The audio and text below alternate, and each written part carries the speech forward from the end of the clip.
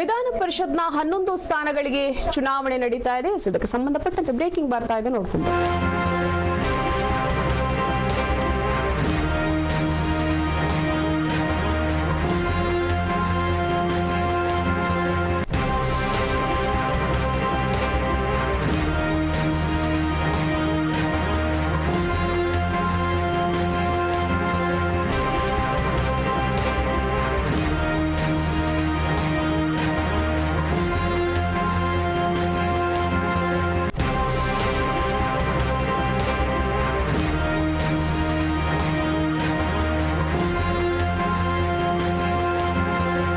ಪರಿಷತ್ನ 11 ಸ್ಥಾನಗಳಿಗೆ ಚುನಾವಣೆ ಇದೀಗ ಆರಂಭವಾಗಿದೆ. ಕಾಂಗ್ರೆಸ್ ಅಭ್ಯರ್ಥಿಗಳಿಂದ ಎಂದು ನಾಮಿನೇಷನ್ ಕೂಡ ಆಗುವಂತಹ ಸಾಧ್ಯತೆ. ಕೆಲ ಹೊತ್ತಲ್ಲಿ ಕೈ ಅಭ್ಯರ್ಥಿಗಳು ನಾಮಿನೇಷನ್ ಕೂಡ ಮಾಡಲಿದ್ದಾರೆ. ವಿಧಾನಸಭೆ ಕಾರ್ಯದರ್ಶಿ ಕಚೇರಿಯಲ್ಲಿ ಈ ನಾಮಿನೇಷನ್ ಪ್ರಕ್ರಿಯೆ ನಡೆಯಲಿದೆ.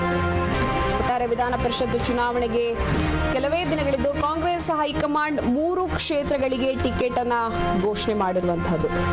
ವಿಧಾನ ಪರಿಷತ್ ಚುನಾವಣೆಗೆ ನಾಮಪತ್ರ ಸಲ್ಲಿಸಲು ಇಂದು ಕೊನೆಯ ದಿನ. ಹಾಗಾಗಿ ಕಾಂಗ್ರೆಸ್ ಹೈಕಮಾಂಡ್ ಅಂತಿಮವಾಗಿ 7 ಕ್ಷೇತ್ರಗಳಿಗೆ ಅಭ್ಯರ್ಥಿಗಳ ಹೆಸರನ್ನ ಕೂಡ ಇದೀಗ ಘೋಷಣೆಯನ್ನ ಮಾಡಿರುವಂತಹದ್ದು. ಜಗದೀಶ್ ಶೆಟ್ಟರಿಂದ ತೆರವಾದ ಒಂದು ಸ್ಥಾನಕ್ಕೆ ಎಲೆಕ್ಷನ್ ಒಂದು ಕಾರ್ಯಕ್ಕೆ ಬಸನಗೌಡ ಬಾದರ್ಲಿಯನ್ನ ಈಗ ಆಯ್ಕೆ ಮಾಡಲಾಗಿದೆ. ಮತ್ತೆ ಕೊನೆ ಕ್ಷಣದಲ್ಲಿ ಮಹಿಳೆಯೊಬ್ಬರಿಗೆ MLC ಸ್ಥಾನ ಕೂಡ ಲಭ್ಯ ಆಗಿರುವಂತಹದ್ದು. ಇದರ ಜೊತೆಗೆ ಕೆಪಿಸಿಸಿ ಅಲ್ಪಸಂಖ್ಯಾತರ ವಿಭಾಗದ ಮಾಜಿ ಪ್ರಧಾನ ಕಾರ್ಯದರ್ಶಿ ಶಿವಮೊಗ್ಗ ಜಿಲ್ಲೆ ಭದ್ರಾವತಿಯವರಾದವರು ಜಿಲ್ಲಾ ಪಂಚಾಯತ್ ಮಾಜಿ ಅಧ್ಯಕ್ಷೆ ಕೂಡ ಆಗಿದ್ದಾರೆ. ಒಂದಷ್ಟು ಹೆಸರುಗಳು ಕೂಡ ಇಲ್ಲಿ ಕೇಳಿ ಬರ್ತಾ ಇರುವಂತದ್ದು. ಒಟ್ಟಾರೆ ವಿಧಾನ ಪರಿಷತ್ನ 11 ಸ್ಥಾನಗಳಿಗೆ ಚುನಾವಣೆ ಕಾರ್ಯ ನಡೀತಾ ಇರುವಂತದ್ದು. ಕಾಂಗ್ರೆಸ್ ಅಭ್ಯರ್ಥಿಗಳಿಂದ ಇಂದು ಪ್ರಮುಖವಾಗಿ ನಾಮಿನೇಷನ್ ಕೂಡ ಮಾಡುವಂತಹ ಪ್ರಕ್ರಿಯೆ ಇಂದು ನಡೆಯಲಿದೆ. ಇನ್ನೇನು ಕೆಲ ಹೊತ್ತಲ್ಲೇ ಕೈ ಅಭ್ಯರ್ಥಿಗಳು ನಾಮಿನೇಷನ್ ಪ್ರಕ್ರಿಯೆಯನ್ನ ಕೂಡ ಅವರು ಮುಗಿಸಲಿದ್ದಾರೆ. ವಿಧಾನಸಭೆ ಕಾರ್ಯದರ್ಶಿಯ ಕಚೇರಿಯಲ್ಲಿ ಈ ನಾಮಿನೇಷನ್ ಪ್ರಕ್ರಿಯೆ ಮಾಡುವಂತಹ ಅಂದ್ರೆ ಈ ಕಾರ್ಯ ಒಂದು ನಡೆಯಲಿದೆ. ಒಟ್ಟಾರೆ ವಿಧಾನ ಪರಿಷತ್ನ 11 ಸ್ಥಾನಗಳಿಗೆ ಚುನಾವಣೆಯ ವಿಚಾರಕ್ಕೆ ಸಂಬಂಧಪಟ್ಟಂತೆ ಕಾಂಗ್ರೆಸ್ ಅಭ್ಯರ್ಥಿಗಳಿಂದ ಇಂದು ನಾಮಿನೇಷನ್ ಕಾರ್ಯ ನಡೆಯಲಿದೆ.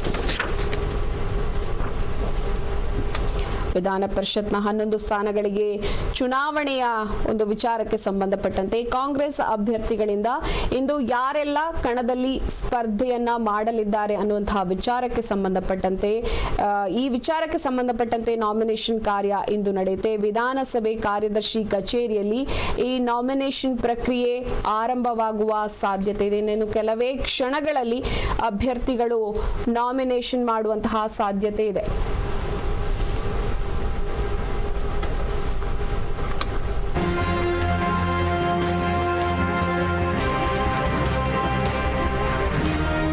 ಇದಕ್ಕೆ ಸಂಬಂಧಪಟ್ಟಂತೆ ಹೆಚ್ಚಿನ ಮಾಹಿತಿಯನ್ನು ಕೊಡೋದಕ್ಕೆ ನಮ್ಮ ಜೊತೆಗೆ ಸಂಪರ್ಕದಲ್ಲಿದ್ದಾರೆ ವಿವೇಕ್. ವಿವೇಕ್, ಏನು ವಿಧಾನ ಪರಿಷತ್ನ 11 ಸ್ಥಾನಗಳಿಗೆ ಚುನಾವಣೆ ಹಾಗೆ ಕಾಂಗ್ರೆಸ್ ಅಭ್ಯರ್ಥಿಗಳಿಂದ ನಾಮಿನೇಷನ್ ಪ್ರಕ್ರಿಯೆ ನಡೀತಾ ಇದೆ, ಏನಿದೊಂದು ಅಪ್ಡೇಟ್ಸ್? ಎಸ್ ಪಲ್ಲವಿ, ಈಗಾಗಲೇ MLC ಚುನಾವಣೆಗೆ ಸಾಕಷ್ಟು ಫೈಟ್ ಕೂಡ ನಡೆದಿತ್ತು ಟಿಕೆಟ್ ಪಡೆಯೋದಕ್ಕೆ ಅಂತಾನೆ ಹೇಳ್ಬೋದು. ಒಂದ್ ರೀತಿಯಾಗಿ ನೋಡ್ತಾ ಹೋದ್ರೆ ಕಾಂಗ್ರೆಸ್ ಆಗಿರ್ಬೋದು, ಬಿಜೆಪಿ ಆಗಿರ್ಬೋದು, ಈ 2 ಪಕ್ಷಗಳಲ್ಲೂ ಸಹ ಒಂದು ದೊಡ್ಡ ಮಟ್ಟದ ಫೈಟ್ ಇತ್ತು.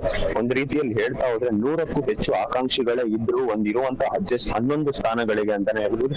ಇದರಲ್ಲಿ 7 ಸ್ಥಾನಗಳು ಕಾಂಗ್ರೆಸ್ ಅವ್ರಿಗೆ ದೊರಕಿದೆ ಮತ್ತು 3 ಸ್ಥಾನಗಳು ಬಿಜೆಪಿ ಅವ್ರಿಗೆ ಹೋಗುತ್ತೆ ಮತ್ತು 1 ಸ್ಥಾನ JDS ಹೋಗಿದೆ. ಈ ರೀತಿಯಲ್ಲಿ ನೋಡ್ತಾ ಹೋದ್ರೆ ನಿನ್ನೆ ಅಷ್ಟೇ ಇವತ್ತು ನಾಮಿನೇಷನ್ಗೆ ಕೊನೆ ದಿನ ಆಗಿರೋದು ಕಾರಣದಿಂದಾಗಿ ನಿನ್ನೆವರೆಗೂ ಕೂಡ ಯಾವುದೇ ಪಕ್ಷದವರು ಪಟ್ಟಿಯನ್ನ ಫೈನಲ್ ಆಗಿ ಬಿಡುಗಡೆ ಮಾಡಿರಲಿಲ್ಲ.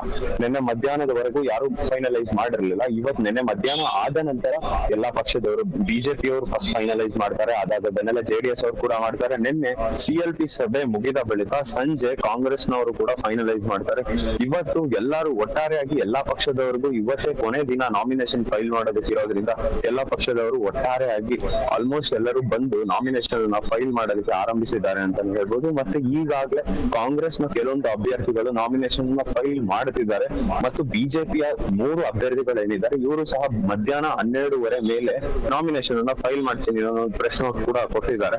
ಈ ರೀತಿಯಲ್ಲಿ ನೋಡ್ತಾ ಹೋದ್ರೆ ಅವ್ರು ಕೂಡ ಬಂದು ನಾಮಿನೇಷನ್ ಮಾಡಬಹುದು ಇವತ್ತು ಈಗ ಅಂತ ಹೇಳ್ಬೋದು. ಎಸ್ ವಿವೇಕ್, ಅದೇ ರೀತಿ ನಾವೀಗ ನೋಡೋದಾದ್ರೆ ತೆರವಾಗಿರುವಂತಹ ಸ್ಥಾನಗಳಿಗೆ ಯಾವೆಲ್ಲ ಹೆಸರುಗಳು ಸೇರ್ಪಡೆ ಆಗುವಂತಹ ಸಾಧ್ಯತೆ ಕಂಡು ಬರ್ತಾ ಇದೆ? ಎಸ್ ಪಲ್ಲವಿ, ಈಗಾಗ್ಲೇ ಮೊನ್ನೆ ಅಷ್ಟೇ ನಿನ್ನೆ ಅಷ್ಟೇ ಏನು ಕ್ಯಾಂಡಿಡೇಟ್ ಗಳ ಪಟ್ಟಿ ಕೂಡ ಫೈನಲೈಸ್ ಮಾಡಿದ್ದಾರೆ. ಆ ಕ್ಯಾಂಡಿಡೇಟ್ ಗಳ ಪಟ್ಟಿಯಲ್ಲಿ ಕಾಂಗ್ರೆಸ್ನವರು ಸಹ ಒಂದ್ ರೀತಿಯಾಗಿ ಜಾತಿ ವಿಂಗಡಣೆ ಆಗದಂಗೆ ಎಲ್ಲಾ ಜಾತಿಯವ್ರಿಗೂ ಒಂದ್ ರೀತಿಯಾಗಿ ಸಿಗ್ಬೇಕು ಅನ್ನೋ ಒಂದು ಕಾರಣದಿಂದಾಗಿ ಆ ಜಾತಿಯವರಿಗೆ ಒಂದೊಂದು ಪೋಸ್ಟ್ ಅನ್ನ ಕೊಟ್ಟು ಈ ರೀತಿಯಾಗಿ ಕ್ಯಾಂಡಿಡೇಟ್ಸ್ ನ ಕೂಡ ಸೆಲೆಕ್ಟ್ ಮಾಡಿದ್ದಾರೆ.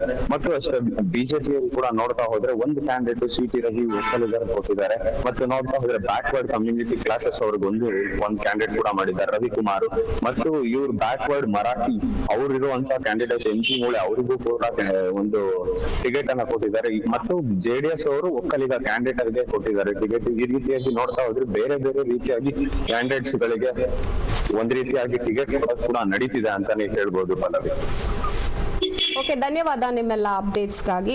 ವಿಧಾನ ಪರಿಷತ್ನ 11 ಸ್ಥಾನಗಳಿಗೆ ಚುನಾವಣೆ ಏನು ತೆರವಾಗಿತ್ತು ಸ್ಥಾನಗಳು, ಆ ಒಂದು ಸ್ಥಾನಗಳಿಗೆ ಈಗ ಚುನಾವಣೆ ನಡೀತಾ ಇರುವಂತದ್ದು ಕಾಂಗ್ರೆಸ್ ಅಭ್ಯರ್ಥಿಗಳಿಂದ. ಇಂದು ನಾಮಿನೇಷನ್ ಪ್ರಕ್ರಿಯೆ ಆರಂಭವಾಗ್ತಾ ಇದೆ. ಇನ್ನು ಕೆಲವೇ ಹೊತ್ತಲ್ಲಿ ಕೈ ಅಭ್ಯರ್ಥಿಗಳು ನಾಮಿನೇಷನ್ ಪ್ರಕ್ರಿಯೆಯನ್ನು ಕೂಡ ಆರಂಭ ಮಾಡಲಿದ್ದಾರೆ. ವಿಧಾನಸಭೆ ಕಾರ್ಯದರ್ಶಿ ಕಚೇರಿಯಲ್ಲಿ ಈ ನಾಮಿನೇಷನ್ ಪ್ರಕ್ರಿಯೆ ನಡೆಯಲಿದೆ.